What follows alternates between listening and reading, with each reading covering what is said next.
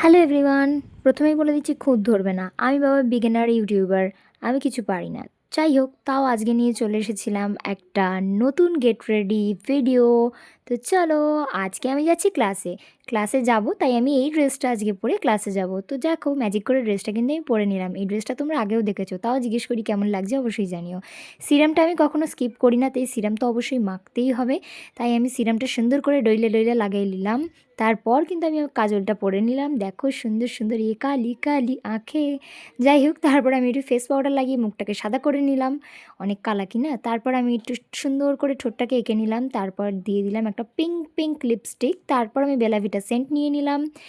বেলাভিটা সেন্টের কিন্তু হোয়াইট কালারটা আমার ভীষণ ভালো লাগে, তো সেটাই আমি গায়ের মধ্যে স্প্রে করলাম। আর না, গন্ধটা না সেই লেভেলের গন্ধ, যারা ইউজ করেছো তারা জানো, আর যারা করোনি তারা ইউজ করে দেখতে পারো। আর যেহেতু ঠান্ডা ছিল, তাই আমি ভিতরে একটা লেগিংসও পরেছিলাম। তারপর ম্যাজিক করে কিন্তু হুডিটাও পরে নিলাম।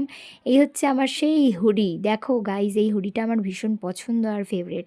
আর চুলটাকে ট্রিটমেন্ট করানোর পর আর কোনো স্টাইল খুঁজে না পেয়ে সবসময় ছেড়েই রাখতে হয়, তাই আমি ছেড়েই রাখি বেশিরভাগ টাইমটা। আর এই ফ্লাওয়ার ক্লিপটা দিয়ে নিই।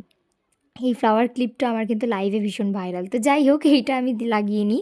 তারপর কিন্তু আমি ছোটো ছোটো দুটো টপ কানের কিন্তু কানে গলিয়ে নিই, যেহেতু কান ফাঁকা রাখি না তাই।